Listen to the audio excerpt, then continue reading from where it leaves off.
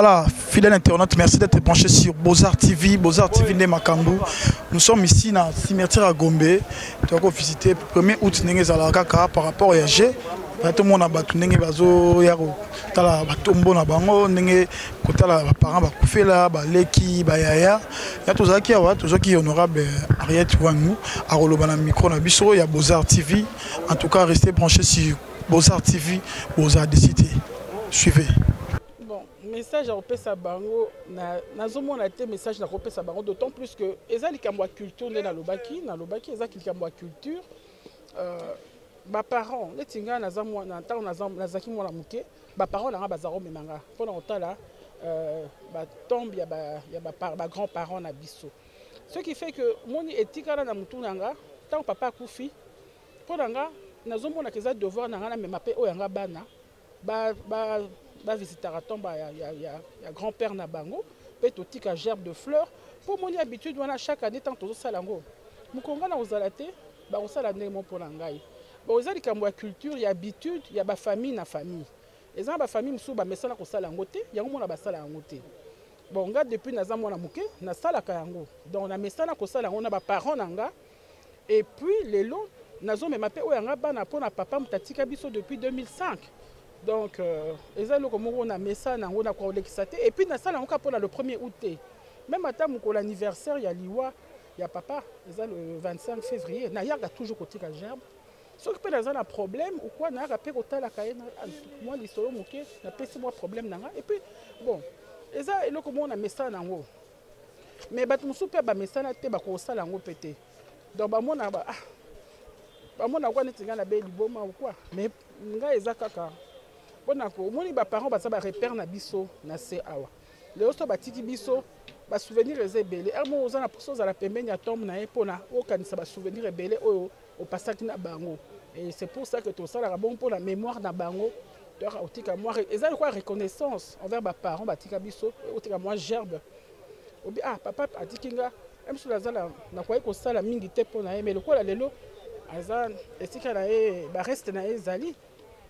Na otika gerbe à faire. Na ba na pe ba ça la culture wana pour prochainement.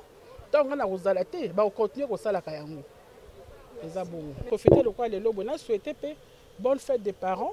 Naba électeurs na nyonso, naba kinois nyonso, na RDC Mobimba. Parents va faire partie de la kinois.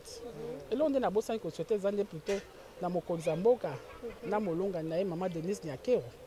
Na souhaité bango bonne fête des parents. Merci.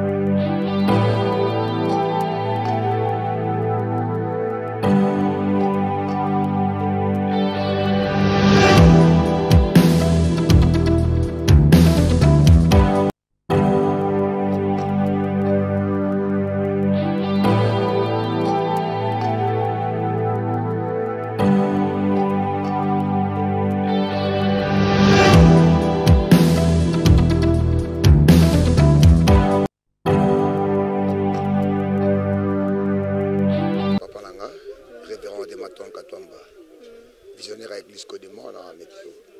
Est-ce que quand on a retrouvé facilement? Oui, on a retrouvé facilement. Le premier, le quoi chaque journée. Bon, ça selon amour et affection. Et puis, donc, la passe souvent parce que ça y est, nous avons besoin de la au Koufa. Nous avons vivant de ces examens et la salle pour la bonne. C'est ça, donc on a remercié Bino chaîne Canal Kin, pour célébrer les image pour ça que je n'ai en gros respectué par les autres ceux qui ignorent. Ouais, c'est ça.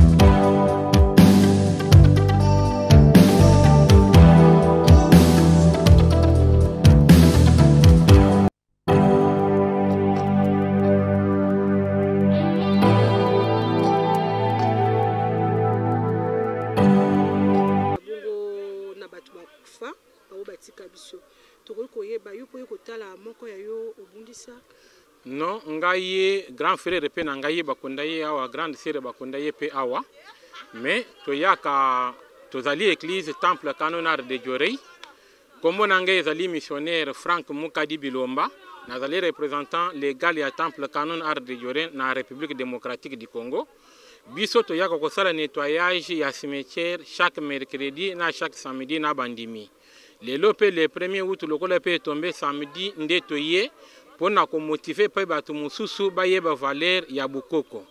Et puis nous allons lancer appel à ba grand chef coutumier, na ba famille surtout ya descendants ya Kalamba Mangolais, ya ba chef coutumier surtout ya Congo ba baza vivana ba bakufa, ba se laisser faire te.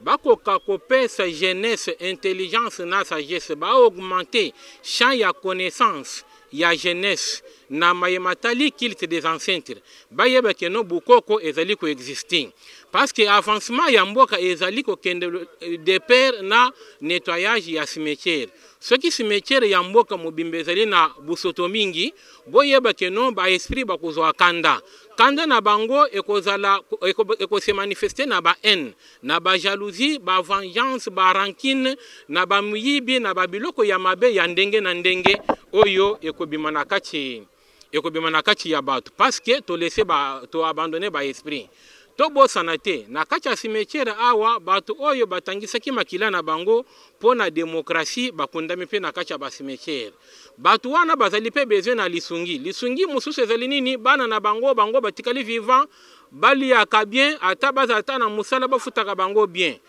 bango pe même place tokundi bango bazali pe na besoin ya assainissement.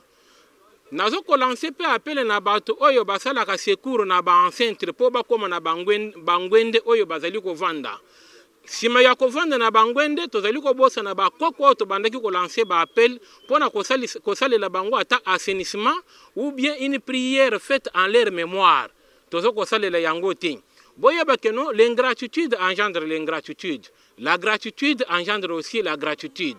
To reconnaître ba combattant wo balita pour la démocratie ezala na mboka to yaka pe ko salela bango ba assainissement au fur et à mesure que notre zone négligée ba wei nde bozo mona que non vérité yango yo mais ba to bazi machete fo ba buka vérité nde bozo mona que non incompréhension ezali partout dans la société bozo ko mona ba en ezali ba rancune ezali en tout cas to cha accent na mayematali ko nettoyer ba cimetière mingi. Nani on nettoie ka cimetière on sala on a ba propre fonds ya église bien besoin na ba financer abino toza na finance te pe to lingaka te finance uteni libanda nini matériel ezali ya biso moko ba Kongo na biso ba utinyo so eza ya biso ko linga mboka eza te kaka to sala na gouvernement to kokipe ko sala na ndenge tozo sala bo tozo servir mboka po ekende liboso to sala musala awa tozoka to kweye na batombe tozoka batonga awa 32 pence ba pence belé a 30 à 40 batonga awa mais lokola na yebi ke no musala o tozo sala ya kulungula machichi na cimetière ezo pese de bons résultats na mboka to sala kana batombe nyonso tout sans kotala we ezali 8e fois pona kosukula cimetière ya Gombe lokola tozo sukula machichi ezo zonga to yeko zo décision ke non tour oyo place oyo to si to nettoyer comme propre oyo to banda ko cha sikoyo pelouse non pelouse oyo biso to chaki ne chi modèle to moni place to cheme pelouse machiche ebota lisusu te nde na 2021 oyo tozo lite mupanzi oyo to chango pelouse nyonso ti 2023 to mona ndenga ko sili cimetière ya Gombe e comme propre to cha pelouse to yaga na ba transport na biso pona bolingo ya mboka emona lolenge ya kokende tozo boyo kotika kosala musala oyo parce que ceux qui totiki mabe kozala ebele na mboka au fur et à mesure tozo sala ba mabe mususu ezali éliminer à partir ya ba encentre et ordre mususu ezoko ya na mboka harmonie mususu ezoko ya na mboka